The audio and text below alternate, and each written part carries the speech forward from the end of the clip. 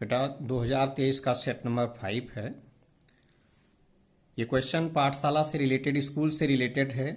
इसमें लड़कियों की बात की गई है और क्लास 12th की बात की गई है। मैंने आप लोगों को पहचानना सिखाया था, कंडीशनल प्रोबेबिलिटी में ध्यान होगा कि इसमें एक क्वेश्चन अक्सर दे दिया जाता है फैमिली से रिलेटेड कि एक फैमिली में 2 बच्चे या 3 बच्चों की बात की जाती है और कम से कम एक लड़का या कम से कम एक लड़की की बात कर देते हैं और सभी लड़के या सभी लड़कियां होने की प्रायिकता पूछ लेते हैं, कंडीशनल में चला जाता है वो। दूसरा स्कूल से रिलेटेड रहता है जिसमें बॉयज या गर्ल्स की बात की जाती है और किसी पर्टिकुलर क्लास की बात करेगा, क्लास 10th, क्लास 12th, कोई भी क्लास दे सकता है। तो इसमें भी कंडीशनल प्रोबेबिलिटी की बात होती है। तो ध्यान से देखेंगे यहाँ पर इस क्वेश्चन में इन्होंने टोटल जो नंबर ऑफ स्टूडेंट दिए हैं 500, मतलब एनएस तो 500 हो गया। और यहाँ क्या किया है, लड़कियों की बात कर रहे हैं और क्लास 12th की बात कर रहे हैं। तो 2 घटनाएं हो जाएंगी कि एक तो जो विद्यार्थी है वो क्या है, लड़की है, और दूसरा हो जाएगा कि विद्यार्थी किस क्लास का है, कक्षा 12 में, मतलब कक्षा 12 में पढ़ रहा है वो। अब इसमें जब हमें कंडीशनल प्रोबेबिलिटी निकालना होता है तो हमको ये देखना होता है यहाँ पर, इसमें हम कौन सी इवेंट लिखेंगे, यहाँ पर जिसकी प्रायिकता निकालनी है उसको यहाँ रखोगे और जो शर्त दी गई है वो यहाँ पर जाएगा। अब बेटा यहाँ पर हमें किसकी प्रायिकता ज्ञात करनी है, यहाँ शर्त कौन सी है, कौन सी घटना पहले घटित होगी, जो घटना पहले घटित होगी वही शर्त का काम करेगी। अब इस पर हमने पिछले भी लेक्चर में एक क्वेश्चन इससे रिलेटेड बताया जिसमें लड़कों से रिलेटेड क्वेश्चन था कि जब विद्यार्थी कक्षा 12 में एडमिशन ले रहा है, कक्षा 12 में पढ़ रहा है, बिना स्कूल गए वो कक्षा 12 में पहुंच गया है। पहले तो स्कूल में एडमिशन लेगा तब तो वो कक्षा 12 में पहुंचा, फॉर्म तो भरेगा। तो इसका मतलब पहले क्या होगा कि पहले वो स्कूल का, जो यहाँ पर लड़कियों का केस दिया गया, ये लड़कियां पूरे स्कूल की हैं, या जो 230 लड़कियां दी गई पूरे स्कूल की लड़कियां, टोटल 230 गर्ल्स हैं। इसका मतलब यहाँ ये लड़कियों वाली घटना पहले घटित हुई, लड़की अर्थात ये पहले घटना घटित हुई, तो ये शर्त हो गई। ये किसका काम करेगी, ये काम करेगी शर्त का। जब भी इसमें इस तरीके से आएगा क्वेश्चन तो यहाँ पर ये बॉयज या गर्ल्स, ये शर्त का काम करेगा। और जो यहाँ क्लास दिया गया है इसी की प्रोबेबिलिटी वो अक्सर पूछेंगे। तो यहाँ पर हमें लिखा भी गया है कि एक यादृच्छया चुना गया विद्यार्थी कक्षा 12 में पढ़ता है तथा वह लड़की, मतलब ये शर्त है, वह लड़की है, ये क्या हो गई, ये कंडीशन रखी गई, ये शर्त है और इसकी प्रायिकता ज्ञात करनी है। तो हमें किसकी प्रायिकता ज्ञात करनी है, कक्षा 12 वाले की। कक्षा 12 वाले को क्या माने हो, यफ। तो प्रोबेबिलिटी बताना हमको यफ अपान ई। तो यहाँ बटे में क्या लिखे हो, यहाँ नीचे तो ई गया है, इसका मतलब हमें घटना ई की प्रायिकता निकालना पड़ेगा। तो ई में, घटना ई में कितने मेंबर्स हैं, विद्यार्थी लड़की है, टोटल लड़कियां कितनी हमारे पास 230 लड़कियां हैं, ठीक। अब यहाँ इंटरसेक्शन की भी जरूरत पड़ेगी। तो इंटरसेक्शन का मतलब क्या है, देखें ये टोटल लड़कियां स्कूल की, और कक्षा 12 में जो पढ़ेंगे कक्षा 12 में भी बॉयज होंगे और गर्ल्स होंगे, एक क्लास 12th के, और ये जो गर्ल्स दी गई पूरे स्कूल की। तो जो यहाँ गर्ल्स हैं वो भी तो यहाँ पर हैं, वो इसी में से तो आई हैं। तो इस क्लास में, क्लास 12th में कितनी गर्ल्स दी गई हैं, 230 का 10%, मतलब ये दोनों में कॉमन हो गया। ई इंटरसेक्शन एफ में कितने एलिमेंट होंगे, 230 का 10% निकाल लेंगे। अब प्रोबेबिलिटी आप ई इंटरसेक्शन एफ फार्मूले में रख करके निकाल सकते हैं, प्रोबेबिलिटी आप ही निकाल सकते हैं। इसके बाद कंडीशनल प्रोबेबिलिटी का फार्मूला लगा करके इसे सॉल्व कर लेंगे। इससे रिलेटेड एक क्वेश्चन पिछले लेक्चर में हुआ है, वहां से देखेंगे, अच्छे से आ जाएगा। नेक्स्ट क्वेश्चन बेटा, लॉन्ग क्वेश्चन है। 3 डिब्बों में रंगीन गेंदें निम्न सारणी में दर्शाए अनुसार आवंटित हैं, 3 डिब्बों में। अब ये तो समझ गए होंगे, मैंने बेस थ्योरम और टोटल प्रोबेबिलिटी थ्योरम की पहचान सिखाया था कि हमारा क्वेश्चन किससे रिलेटेड होगा, बॉक्सेस से रिलेटेड, बैग से रिलेटेड, यातायात के साधनों से रिलेटेड, मशीन फैक्ट्रियों में उत्पादन से रिलेटेड। ये पूरे हमने टाइप्स बताए थे, 10-11 टाइप्स इसमें लिखाए हैं। जब क्वेश्चन सॉल्व करें तो इस पेज को जरूर देख लें कि किससे मैच हो रहा है, जिससे आपको पहचान ना आ जाए। तो ये क्वेश्चन सीधा सीधा लिखा हुआ है। बॉक्सेस, हमारे पास 3 तरह के बॉक्स हैं। तो इसमें जब बॉक्सेस दिए गए होते हैं तो E1, E2, E3, पहले तो आप बॉक्स को सिलेक्ट करेंगे ना, उसके बाद जो भी कहा गया उसको निकालेंगे वहां से। तो हमारे पास यहाँ कितने बॉक्स हैं, यहाँ हमारे पास 3 बॉक्स हैं, 3 तरह के डिब्बे हैं, और इसमें से हमें एक गेंद निकालना है। ये जो हमारे पास 3 डिब्बे रखे हैं, इन डिब्बे में से जो ये पहला डिब्बा है, ये दूसरा डिब्बा है और ये तीसरा डिब्बा है, 3 डिब्बे हैं और हमें सिर्फ एक गेंद निकालनी किसी एक डिब्बे से। तो पहले तो हम मान लो लॉटरी का सिस्टम चल रहा है कि हम किस डिब्बे से निकालें, वहां सोचना पड़ेगा ना, बहुत दिमाग लगाएंगे कि यहाँ से निकाल लें कि यहाँ से या यहाँ से। पहले किसका चयन करेंगे? डिब्बे का। ठीक, तो पहले का डिब्बे को चुने या दूसरे को चुने या तीसरे को। तो E1 का मतलब हो गया डिब्बा फर्स्ट को चुना गया, E2 डिब्बा सेकेंड को चुना गया और E3 डिब्बा थर्ड को चुना गया। अब इवेंट E1 E2 E3 तो हो गया कि इस केस में हमें E1 E2 E3 किस में जाएंगे कि पहले बॉक्स को चुना गया, दूसरे को चुना गया, तीसरे को चुना गया, ये तो E1 E2 E3 हो गया। अब इवेंट E जो हमें घटना दी गई होती है, देखो क्या किया गया है, एक डिब्बे को यादृच्छा चुना गया और उसमें से एक गेंद निकाली गई। यदि गेंद का रंग काला है, यही है इवेंट बेटा, ये जो गेंद निकाली गई उसका रंग क्या चाहिए? उनको ब्लैक चाहिए, इसकी प्रायिकता पूछी गई, यही इवेंट है। ठीक, तो यहां पर इवेंट ई क्या हो गया? निकाली गई गेंद काले रंग की है। कितनी, अब यही इतना मेन होता है बेस थ्योरम और टोटल प्रोबेबिलिटी थ्योरम में।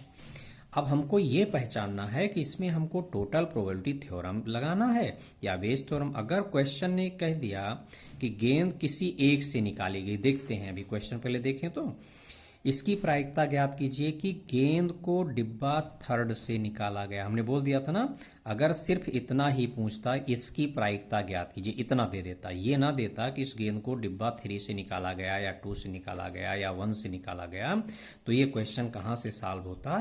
टोटल प्रोबेबिलिटी थ्योरम से। लेकिन इसमें इन्होंने कह दिया कि गेंद का रंग काला है और इसको डिब्बा नंबर 3 से निकाला गया। अब ये क्वेश्चन हो जाएगा किसका? बेस थ्योरम का। फार्मूला सभी बच्चों को मालूम है, तो प्रोबेबिलिटी ऑफ E1 हम निकालेंगे, probability of E2, probability of E3। चूंकि मेरे पास 3 डिब्बे हैं तो सबकी प्रोबेबिलिटी बेटा बराबर होगी। कितने डिब्बे हैं? 3। तो प्रोबेबिलिटी ऑफ E1 क्या हो गया? 1/3, क्योंकि 3 डिब्बे हमारे पास। E2 में भी इसी तरह से 1/3, प्रोबेबिलिटी ऑफ E3 में भी 1/3। अब हमको क्या चाहिए? अब यहां पर जाएंगे, पहले डिब्बे में जाएंगे, हम एक एक करके पूरा केस बनाएंगे। पहले डिब्बे में जाएंगे, इवेंट ई हमें यहां से हैपन कराना है। ठीक, तो क्या लिखोगे? प्रोबेबिलिटी ऑफ E/E1, मतलब डिब्बा E1 में गए पहले डिब्बे में और इस इवेंट को हमें हैपन कराना है। तो पहले डिब्बे में जाकर इवेंट क्या लिखिए? काली गेंद। ठीक, तो पहले डिब्बे में जाएं, पहले डिब्बे में कितनी काली गेंद? पहले डिब्बे में 3 काली गेंदें हैं। पहले डिब्बे में कितनी काली गेंदें हैं? 3। और टोटल कितनी हो गई? 3 + 4 7 और 5 12। तो कितना हो गया? प्रोबेबिलिटी ऑफ E/E1 हो गया 3/12। इसी तरह से E/E2 की प्रोबेबिलिटी निकालेंगे। दूसरे डिब्बे में जाएंगे, कितनी काली बाल हैं? 2 हैं और टोटल हो गया 2 और 2 4 और 2 6, तो 2/6 हो गया। इसी तरह से हम प्रोबेबिलिटी ऑफ E/E3 निकालेंगे।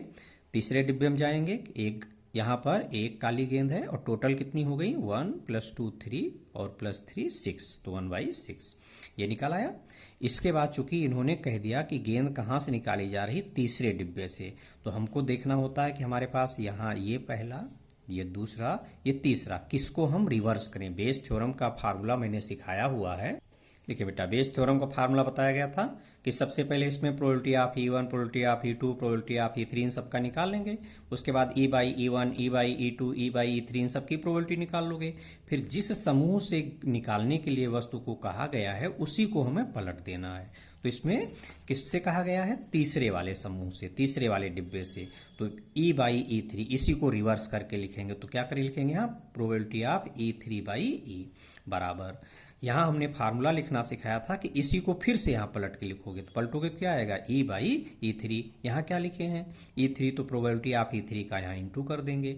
ठीक, और अपान में तो क्या करेंगे? प्रोबेबिलिटी ऑफ E1 का इसमें इंटू करेंगे, E/E1 वाले में, प्लस प्रोबेबिलिटी ऑफ E2 का इसमें इंटू करेंगे, फिर प्लस प्रोबेबिलिटी ऑफ E3 का यहाँ इंटू करके लिख देंगे। तो देखें लिखा ना, प्रोबेबिलिटी ऑफ E1 किस में इंटू किया गया? प्रोबेबिलिटी ऑफ E/E1 में, इसका इंटू कहाँ करेंगे? इसमें, फिर plus probability of E2 into में इसको लिखोगे, प्रोबेबिलिटी ऑफ E/E2, फिर प्लस प्रोबेबिलिटी ऑफ E3 और इंटू में क्या लिखेंगे? Probability of E/E3। अब सबकी वैल्यू जहां पर है बेटा रखते चले जाएं और कैलकुलेट कर लें। इसका आंसर आ जाएगा, आपको मिल जाएगा 2/9। आंसर क्या लिखा हुआ है? 2/9। क्योंकि यहाँ पर 1/6 है और इसको देखेंगे तो ये 9/12 है। तो 1/6 और इंटू ये पलट गया 12/9, तो ये 2/9 आ गया। 2023 का सेट नंबर 6 क्वेश्चन रीड कर लेंगे बेटा। सीधा फार्मूला बेसिस क्वेश्चन लिखा है। ए और बी दो ऐसी अपवर्जी घटनाएं, अपवर्जी घटनाओं के बारे में मैंने बताया है कि अगर ए और बी अपवर्जी घटनाएं हैं तो ए इंटरसेक्शन बी की प्रोबेबिलिटी क्या आ जाती है, 0। ये फार्मूला है बेटा। अगर ए और बी परस्पर अपवर्जी घटनाएं हैं तो ए इंटरसेक्शन बी की प्रोबेबिलिटी कितना हो जाएगी, 0। इन्होंने प्रोबेबिलिटी ऑफ ए दिया है, यूनियन की प्रोबेबिलिटी दिया है, बी की प्रोबेबिलिटी, और इन्होंने पी की वैल्यू पूछ लिया क्योंकि यहाँ प्रोबेबिलिटी ऑफ बी पी दिया है। यूनियन का फार्मूला सभी बच्चे जानते हैं कि probability of A union B क्या होगा, probability of A plus probability of B minus probability of A intersection B. चूंकि ये घटनाएं अपवर्जी हैं इसके लिए इसकी वैल्यू तो 0 हो गई है, और यूनियन की वैल्यू हमको दी गई है, प्रोबेबिलिटी ऑफ ए की वैल्यू हमको दी गई है, प्रोबेबिलिटी ऑफ बी के प्लेस पर उन्होंने क्या लिखा है, पी रख करके कैलकुलेट कर लें, पी की वैल्यू आ जाएगी। ये क्वेश्चन बेटा नेक्स्ट, एक थैले में 4 लाल और 4 काली गेंदें हैं तथा दूसरे थैले में 2 लाल और 6 काली गेंदें, मतलब यहाँ 2 थैले हैं। थैलों से रिलेटेड ये क्वेश्चन आ गया, बैग्स से रिलेटेड। तो 2 थैले हैं, आप समझ जाएं कि यहाँ भी ये क्वेश्चन या तो टोटल प्रोबेबिलिटी थ्योरम से होगा या बेस थ्योरम से। देखते हैं क्वेश्चन में क्या बोला गया है। इसमें दिया गया है कि इसमें से एक थैला यादृच्छिक चुना जाता है और उसमें से एक गेंद निकाली जाती है जो कि लाल है। अगर सिर्फ इसी की प्रायिकता पूछता बेटा, लाल होने की प्रायिकता, तब ये किससे सॉल्व होता, टोटल प्रोबेबिलिटी थ्योरम से। लेकिन इन्होंने क्वेश्चन में दे दिया है कि प्रायिकता ज्ञात कीजिए कि वह लाल गेंद पहले थैले से निकाली गई। ये 2 थैले हैं ना, ये थैला नंबर 1 और ये थैला नंबर 2, ये फर्स्ट है और ये सेकेंड। अगर केवल इसी की प्रायिकता पूछता कि गेंद के लाल होने की प्रायिकता ज्ञात कीजिए, तब तो हमें टोटल प्रोबेबिलिटी थ्योरम से सॉल्व करना था। मिलेंगे क्वेश्चन, सभी एक आध क्वेश्चन मिलेगा हमको, है इस तरह से।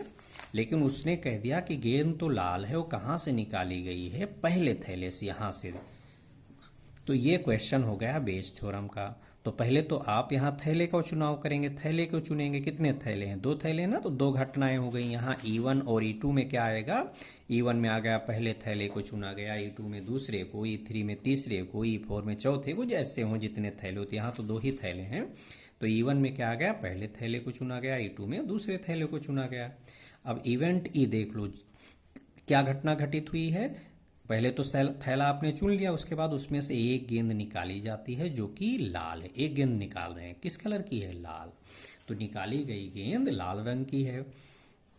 अब प्रोबेबिलिटी ऑफ E1, क्योंकि जब भी इसमें हम लोग चलते हैं बेस थ्योरम या टोटल प्रोबेबिलिटी थ्योरम, दोनों अलग अलग हैं बेटा, लेकिन दोनों में ही सबसे पहला काम क्या होगा, probability of E1, E2, E3 और E को डिफाइन कर लोगे। उसके बाद E1 की प्रोबेबिलिटी, E2 की प्रोबेबिलिटी, E3 इन सब की प्रोबेबिलिटी लिखोगे। उसके बाद E/E1, E/E2, E/E3 इन सब की प्रोबेबिलिटी निकालोगे। ठीक है, तो इसमें प्रोबेबिलिटी ऑफ E1 कितना हो गया, चूंकि 2 थैले हैं तो 1/2, प्रोबेबिलिटी ऑफ E2 भी 1/2। अब E/E1 तो पहले थैले में, इसका मतलब हमें पहले थैले में जाना। पहले थैले में चले गए, टोटल कितनी गेंद है, 4 और 4 8, और हमें चूंकि कौन सी गेंद चाहिए, लाल, तो लाल यहाँ कितनी है, 4, तो 4/8 हो गया। अब E/E2 दूसरे में थैलों में जाएं तो दूसरे थैले में 2 लाल हैं और टोटल कितनी हो गई, 6 और 2 8, तो 2/8। अब इसमें देखेंगे किसको हमें रिवर्स करना है, किसको पलटना है, इसको पलटना है या इसको पलटना है। तो देखें क्या लिखा हुआ, पहले थैले से निकाली गई। पहला थैला है मतलब E1 वाले को, तो इसको आप पलट देंगे, बेस थ्योरम से सॉल्व होना है। तो प्रोबेबिलिटी ऑफ E/E1 मैंने लिखना सिखाया था, पहले इसको इसे लिख लोगे पलट के, फिर बराबर फिर यहाँ इसी को पलट देंगे। अब यहाँ नीचे क्या है, E1, तो प्रोबेबिलिटी ऑफ E1 का इंटू हो जाएगा। और अपान में क्या सिखाया मैंने कि प्रोबेबिलिटी ऑफ E1 का यहाँ इंटू करेंगे, प्रोबेबिलिटी ऑफ E/E1 में, प्लस प्रोबेबिलिटी ऑफ E2 का कहाँ इंटू करेंगे, प्रोबेबिलिटी ऑफ E/E2 में। ठीक, ये देखे लिखे हैं। अब इनकी वैल्यूएज यहाँ से उठा कर रख दें और कैलकुलेट कर लें। कैलकुलेशन सभी बच्चों को आती है। ये बेटा 2023 का सेट नंबर 7 स्टार्ट हुआ है। सीधे फार्मूला बेसिस क्वेश्चन है। प्रोबेबिलिटी ऑफ ए दिया है, प्रोबेबिलिटी ऑफ बी और इंटरसेक्शन की भी प्रोबेबिलिटी दी गई है। PB/A पूछा गया, फार्मूले में रख दें, निकल आएगा। अगला क्वेश्चन बेटा बहुत ही मेन क्वेश्चन है, अक्सर पूछा जाता है। एक परिवार में 3 बच्चे हैं, यदि यह ज्ञात है कि बच्चों में कम से कम एक बच्चा लड़की है। ध्यान से देखें, अभी मैंने बताया आपको कि ये 2 क्वेश्चन अक्सर पूछे जाते हैं इन पर। ठीक है, बल्कि मैंने 3 चीजें यहाँ पॉइंट आउट कर दिया है। ये पासों से भी रिलेटेड दे दिया जाता है, दो पासे या एक पासे को दो बार, और योगफल की बात अक्सर यहाँ पर करते हैं। तो यहाँ पर फैमिली में बॉयज गर्ल्स का कम से कम एक बच्चा लड़का है, कम से कम एक बच्ची लड़की है, ऐसा करके वो देंगे, और सभी लड़के या सभी लड़कियों की होने की प्रायिकता पूछेंगे। याद रखना ये क्वेश्चन कहाँ से सॉल्व होगा, कंडीशनल से। ओके, देखते हैं। तो यहाँ कितने बच्चे हैं, यहाँ 3 बच्चे हैं। अब यहाँ पहले सैंपल स्पेस बना लेना बेटा, यहाँ पर पहले सैंपल स्पेस बनाएंगे। किसी ने कह दिया मेरे 3 बच्चे हैं, तो उससे क्या अगला क्वेश्चन उससे क्या पूछते हैं लोग कि कितने लड़के हैं, कितनी लड़कियां हैं। अब क्या गेस करेंगे आप, या तो तीनों लड़के हैं या तीनों लड़कियां हैं, या एक लड़का, उसने कह दिया एक लड़का है। अब अगला क्वेश्चन हो जाता है लड़का सबसे बड़ा है कि दूसरे नंबर पर है कि तीसरे नंबर पर है। ठीक, तो यहाँ हमने क्या मान लिया कि लड़का सबसे बड़ा है, फिर लड़का दूसरे नंबर का है, फिर लड़का तीसरे नंबर का। ये किसके लिए हुआ, जब उसके एक लड़का, या तो तीनों लड़कियां हो गई या तीनों लड़के हो गए। केसेस बनेंगे बेटा, यहाँ 3 बच्चे हैं तो तीनों लड़कियां हो सकती हैं, तीनों लड़के हो सकते हैं। एक लड़का है तो वो सबसे बड़ा हो सकता है, दूसरे नंबर का हो सकता है, तीसरे नंबर का हो सकता है। ये दोनों लड़कियां हैं बेटा। ठीक, अब अगला केस क्या बनेगा कि 2 लड़के हैं और 1 लड़की है। तो एक वाला केस आपको आसान रहेगा बनाना। अब 1 लड़की है तो वो लड़की सबसे बड़ी हो सकती है, दूसरे नंबर की हो सकती है और तीसरे नंबर की हो सकती है। सारे केस हो गए। अगर किसी ने कह दिया कि उसके 3 बच्चे हैं, तो आदमी क्या गेस करेगा, भाई हो सकता है तीनों लड़के हों, हो सकता है तीनों लड़कियां हों। ठीक, ये तीनों लड़कियां और ये तीनों लड़के। अब अगला केस है कि हो सकता है एक लड़का हो, तो एक लड़का है तो बड़ा वाला लड़का हो सकता है, दूसरे नंबर वाला और तीसरे नंबर वाला। हो सकता है लड़की अकेली हो, तो लड़की अकेली है तो पहले नंबर की हो सकती है, दूसरे नंबर की हो सकती है, तीसरे नंबर की हो सकती है। टोटल कितने मेंबर हो गए, 8 मेंबर्स हो गए यहाँ। अब यहाँ पर इवेंट क्या दिया है, ये तो सैंपल स्पेस हुआ, लेकिन ये ज्ञात है, यही शर्त का काम करेगा। बच्चों में कम से कम एक बच्चा लड़की है। कम से कम एक बच्चा लड़की मतलब कम से कम एक जी चाहिए। जहाँ कम से कम एक जी बनाओ, तो देखो ये इसमें तो सब जी हैं, ये भी लिखा जाएगा, इसमें कोई जी नहीं है तो यही छूट जाएगा। ठीक, इवेंट ई में कम से कम एक बच्चा लड़की ही लिख लिया। आगे अगली इवेंट में क्या लिखा है, तो तीनों बच्चों के लड़की होने, ये अगली इवेंट है कि तीनों बच्चे क्या हैं, लड़कियां हैं। तो इवेंट एफ हो गया, तीनों बच्चे लड़की हैं। अब इन दोनों को हम लिखेंगे, तो इसमें तो लिखा कम से कम एक बच्चा लड़की है, तो कम से कम एक जी कहाँ बना है, यहाँ तीनों जी हैं, बिल्कुल लिखोगे। कम से कम एक जी का मतलब या तो एक जी होगा या 2 जी या तीनों जी। इसमें कोई जी नहीं है, यही छूट गया। और सब जगह जी बना, यहाँ यहाँ यहाँ यहाँ यहाँ सब जगह जी बना, चाहे एक चाहे 2 चाहे तीनों। तो इसको छोड़ करके सब यहाँ, यही छूट गया और सब उतार लिया गया इसमें इवेंट ई में। इवेंट एफ में क्या लिखा हुआ है, तीनों बच्चे लड़की हैं, तो ये वाला आ गया। अब जानते हो कंडीशनल है तो दोनों के इंटरसेक्शन की जरूरत पड़ेगी, दोनों का इंटरसेक्शन निकाल लिया गया। हमें इंटरसेक्शन की प्रोबेबिलिटी चाहिए, तो इंटरसेक्शन की प्रोबेबिलिटी जानते हैं ना कि इंटरसेक्शन में नंबर ऑफ एलिमेंट बटे सैंपल स्पेस में नंबर ऑफ एलिमेंट। ये हो गया, इसमें सिंगल एलिमेंट है, सैंपल स्पेस में 8 एलिमेंट्स हैं। अब इसमें देखोगे कि हमें निकालना क्या है। जो ज्ञात है वो तो नीचे जाता है। कौन सा ज्ञात है, बच्चों में कम से कम एक बच्चा लड़की है, मतलब ये वाला, ये ज्ञात है तो ये नीचे जाएगा। तो हमें किसकी प्रायिकता ज्ञात करनी है, ये वाला ऊपर आएगा, एफ अपान ई। तो हमें क्या क्या चाहिए, इन दोनों के इंटरसेक्शन की प्रायिकता चाहिए और इसकी प्रायिकता चाहिए। तो इंटरसेक्शन की प्रायिकता निकाल ली, अब हम ई की प्रायिकता निकाल लें। ई में number of elements upon S में नंबर ऑफ एलिमेंट्स। यहाँ से काउंट करेंगे, ई में 1 2 3 4 5 6 7 और एस में 8 है। अब प्रोबेबिलिटी ऑफ एफ अपान ई का फार्मूला जानते हैं, इंटरसेक्शन की प्रायिकता बटे ई की प्रायिकता, वैल्यू रख दें 1/7 आंसर हो गया। सभी बच्चों को आ गया होगा। यहाँ मेन वर्क होता बेटा इस इवेंट को लिखना, और ये इसी से छांट के लिखा जाता है। ठीक है, क्या लिखा, बच्चों में कम से कम एक बच्चा लड़की, तो इसी को तो आपको उतारना है, यहाँ इसको इवेंट ही लिख दो। और उसके बाद अगली इवेंट क्या है, तीनों बच्चों के लड़की होने की प्रायिकता, मतलब तीनों बच्चे क्या हैं, लड़की हैं। ये यहीं से उठा करके लिख देना है, और इसी की प्रायिकता पूछा हुआ है। इसी की प्रायिकता, तीनों बच्चों के लड़की होने की प्रायिकता पूछी है, तो ये घटना ऊपर हो जाएगी और दूसरी नीचे हो जाएगी। अब ये इवेंट सैंपल स्पेस लिखना सीख गए होंगे सभी बच्चे। इवेंट ई यहाँ से छांटना सीख गए होंगे कि कम से कम एक लड़की होनी चाहिए, अर्थात कम से कम एक जी दिखे। तो यहाँ कोई जी नहीं है, इसी को छोड़ के सब आ गया, और ये तो बड़े आराम से एफ लिख लिए हैं। तो 2023 के सभी सेट कंप्लीट हो गए बेटा। आप लोग चैनल को सब्सक्राइब जरूर कर लें और इसको लाइक एंड शेयर कर दें, जिससे आपको सारे अपडेट्स मिलते रहें समय समय पर। काफ़ी मेन कंसेप्ट डिस्कस होंगी जो आपको मिलती रहेंगी।